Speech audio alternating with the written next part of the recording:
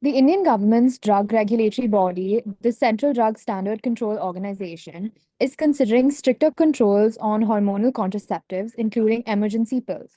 They've assembled a specialized panel of experts to determine if these medications should be reclassified as prescription only. This move has sparked debate amongst healthcare professionals. Some experts believe restricting access would curb potential misuse and abuse of these drugs. Conversely, others warn that making these contraceptives harder to obtain could result in a surge in unsafe, illegal abortions and a rise in unintended pregnancies. Essentially, the core of the issue is balancing the potential for misuse against the crucial needs for accessible reproductive healthcare. So, my first question is, what are the practical challenges of enforcing a prescription only policy for hormonal contraceptives across India? Can I take I can this? take that up. Yeah, sure, go ahead. So, one issue or one challenge that majorly comes is that as the name suggests, it's an emergency contraceptive pill which needs to be taken within 72 hours for effective precautions to be in place.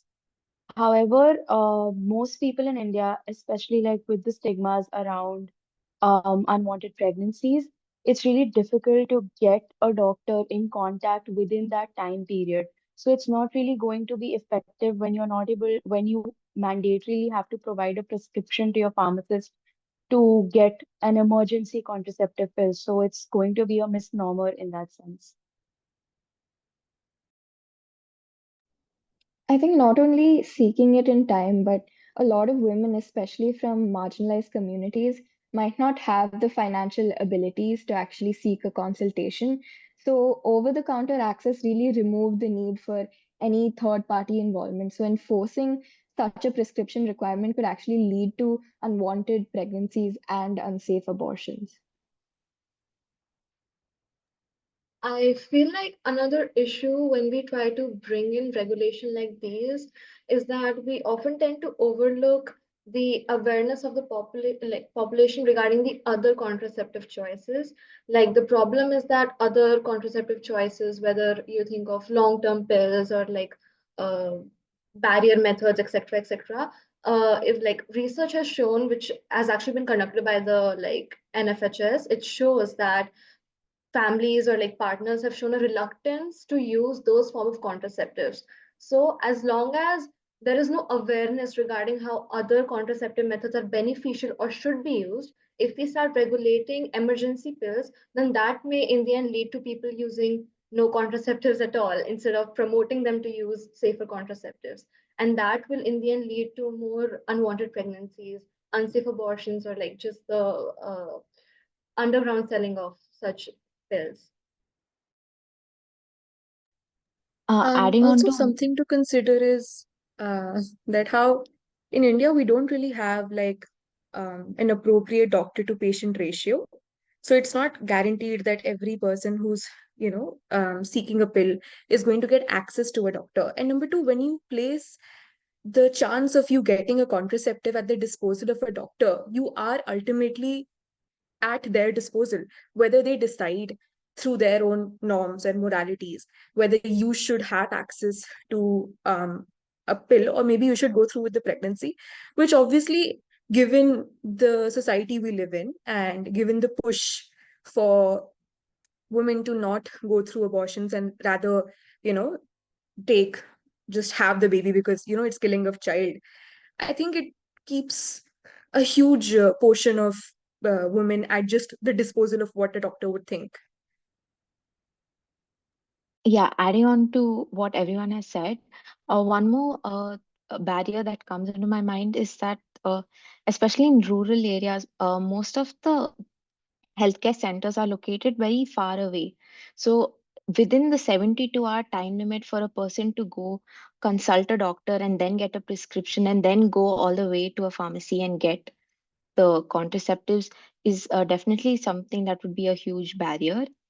And this would just increase the number of unsafe pregnancies and unwanted pregnancies.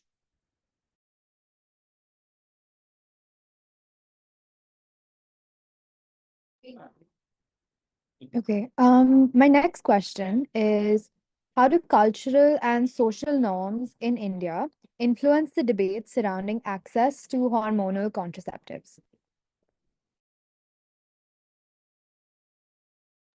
Um, I think so, like how I mentioned earlier, that you're going to be at the disposal of a doctor. This would ultimately mean that when you are going to a doctor for a pill, you're going to have to justify as to why you think you need a pill. It won't be as easy as going to the pharmacist and getting a pill. It's you going to the doctor and telling them, okay, you need this pill because you can't have a pregnancy at this current moment. You're going to have to give a reason of lists why this is okay for you instead of you just making that decision for yourself, for your own body and for your own life, which obviously has a huge impact on how women are going to be treated in the future if this becomes a prescription mandate. One Really, more I thing, think the but sorry. So, in India's, like we've had abortions being legal for a very long time, but still the possibility of illegal abortions persist, and that is extremely unfortunate. So, if something like this is prescription based only, it's going to increase the number of illegal abortions, and it's going to make things worse for individuals to actually seek and go through the turmoil mentally, emotionally, going through that entire ordeal of even thinking about getting an abortion done in the very first place. And as it was stated in one of the reports, that to one legal abortion, there are around 10 to 11 illegal abortions happening as well. So we need to see the health aspects also that is going to affect people who will end up taking prescription-based pills only. additionally, I yeah, and I think the narrative, I'm so sorry. Yeah, I feel like the narrative which the Indian society right now has, like the narrative against premarital sex. So I feel like when we talk about cultural and societal norms, I feel like unmarried women in particular will bear the brunt of it, because as long as we don't ensure that all the doctors are sensitized enough, etc., or not judgmental enough, then we're just adding that extra barrier for unmarried women to get the contraceptive, because already there is a lot of judgment from the family as well as the pharmacist. So we're adding another third party here. We need to ensure that they're sensitized enough and sensitive enough to the needs of women. Yeah, just adding on to that, I feel like the dominant perception in India is that sex is primarily for procreation, not pleasure, which creates this sort of societal resistance toward any contraceptive use. And there's a general misconception that hormonal contraceptives actually lead to infertility, which creates a certain stigma around it. And this has actually been disproved by a lot of research. There's also one point about the ideologies of every gynecologist. Like that also really differs because living in a country where something like this is an internalized stigma, even doctors such as gynecologists have certain like reservations about giving those prescriptions in the first place. So the person would think around like twice or thrice before going to that particular doctor as well. So these things really need to be taken into consideration, that there are certain social ideologies which are internalized even within doctors, and there is a possibility of this being misused by certain like medical experts as well. I think adding to what Meghna said, that there's a general misconception about how this is used for it's just used for procreation and not for pleasure.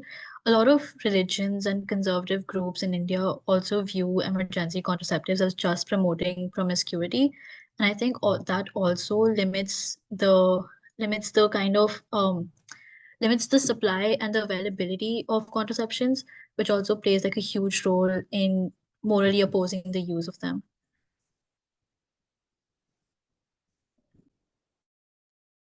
Okay. My next question is, how does this potential change in regulations influence the conversation about women's bodily autonomy?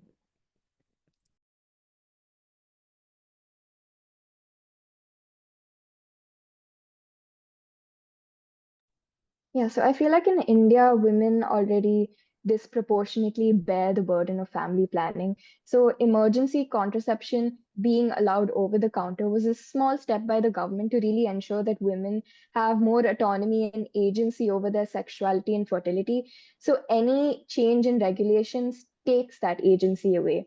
And also, due to the logistical and practical challenges with such a regulation, like we previously discussed, that she will face when it comes to accessing such contraceptives, her right to an abortion will also be severely undermined. Also, we cannot Um, ignore the role of reproductive coercion, in which partners as well as parents and in-laws, they play a huge role in like the in the like in the decision, childbearing decisions, or whether not to have kids or whether not to use contraceptives. So in light of the fact that the autonomy, the reproductive autonomy, is already in danger, then in addition, when you add, as Meghna said, the practical challenges, I feel like it will be really detrimental to the whole right of autonomy if we actually bring in such a regulation. um, I think the prescription mandate for contraceptive pills essentially assumes that women are not fit enough to make decisions for their own bodies, and this autonomy is then given over to doctors, which is not just morally invalid but also constitutionally invalid. I think the Supreme Court as well as the High Court has on multiple occasions talked about how, well, I think when they were talking about judicial separation and restitution of conjugal rights, about how a woman cannot be just a vessel of reproduction. This is, at the end of the day, choosing to have a baby or not is as should have the same consensual level as choosing to have a surgery or not, right? Like it should be on that same level. So when you're taking that agency away, you are essentially making a life decision for a human being. And I don't think that should be at the behest of a doctor who, once again, is subject to their own morality and, preconceived notions about what the woman should do with her life.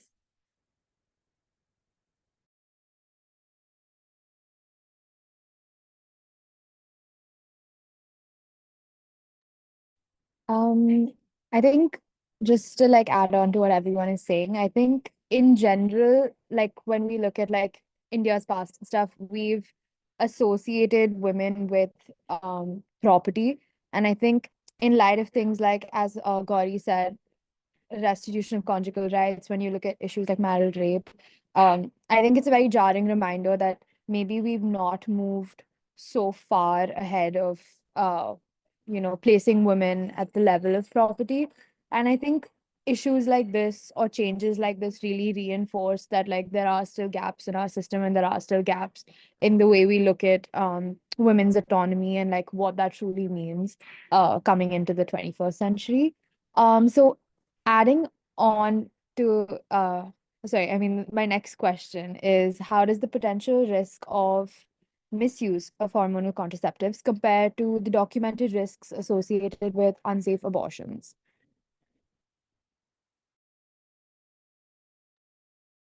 Can I take this? Yeah. Yeah, okay. So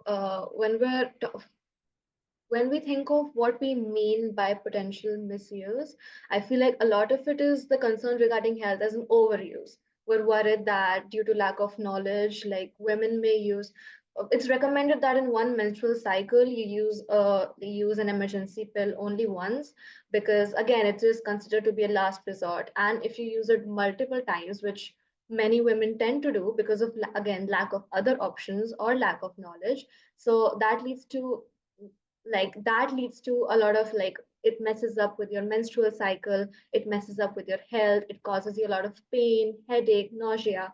So additionally, but if we really need to counter the misuse or slash overuse of such pills, what we really need is to foster the use of other safe contraceptive measures and promote their use, because we also need to realize that again, like an institute conducted a study, 44% of the pregnancies in India are unplanned. And if we take away the like if we make the availability of like ECPs even harder, then statistically it will like bear like it'll have really drastic results, because again it affects the family in general, obviously economically, psychology, but women obviously, since they're the ones carrying the pregnancy, they're gonna like they're the ones that like they're gonna suffer more, which is why I feel like if we actually weigh in the benefits and the risks, I feel like we should not go with regulation. Yeah, just building upon that, I want to mention that for every legal abortion, there are 10 to 11 illegal abortions that are done, and more than 50% of the abortions that are done in India are unsafe because they're done by, unqualified medical professionals. And because of that, uh, it's obviously very unsafe. And India does have like a high abortion mortality rate. So we have to compare the risk that these contraceptives have to abortion, which I think there's no strong evidence also against the long-term harm that is actually caused by these over-the-counter pills as compared to abortion, which actually has a very high mortality rate.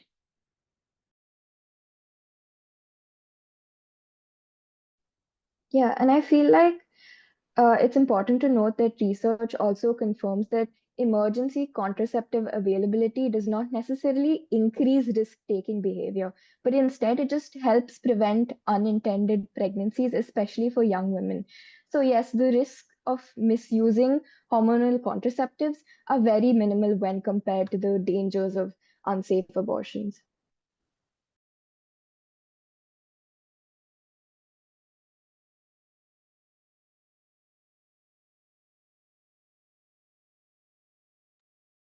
Okay, let's move on. Does anyone have anything else they'd want to add?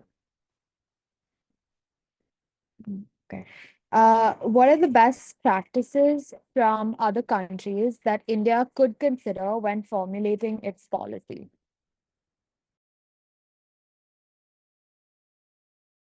I think France not only has like over-the-counter contraceptive pills, but it actually also goes ahead and provides them free of cost to women under the age of 25, which I think not only does this, make obviously access easier, but it also increases awareness. It tells you that this is not something that is to be hidden, or it's not something that is taboo, but it increases sex education, since they're also taught sex education as a subject back in school, which overall just makes the entire process much better for women as well as, for both parties, in fact. So I think that's great.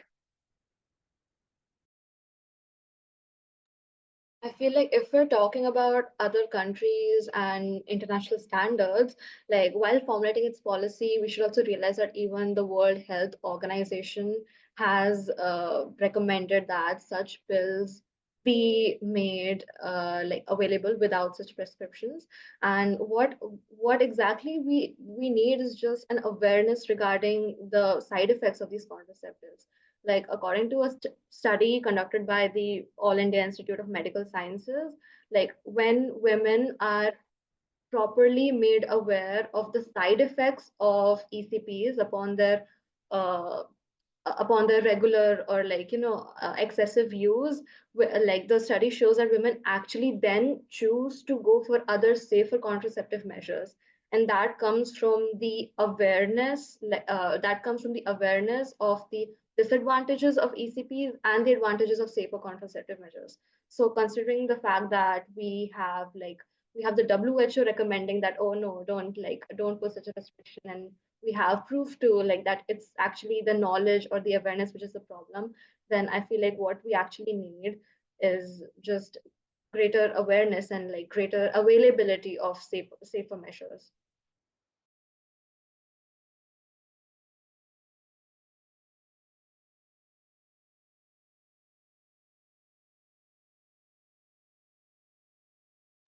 Anyone else?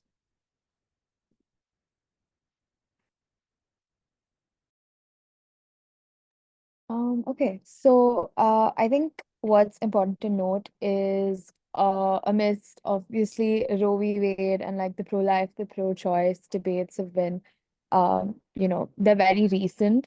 And I think it's important to talk about these things. It's important to like express views. And I think that while I think from what I'm gathering from everyone, the broader consensus is that while there are side effects related to overuse or um, overuse of these hormonal contraceptives, I think the biggest disadvantage given to women would be to like put these on a regulation basis, especially as some of you have mentioned, for marginalized communities. Again, and these communities are plagued with access issues and cultural, like stereotypical issues. And furthermore, it just becomes a much more expensive and time-consuming process, not just for these women, but for women everywhere. And yeah, I think it was really interesting to like hear from you guys about this issue, and thank you so much for joining in.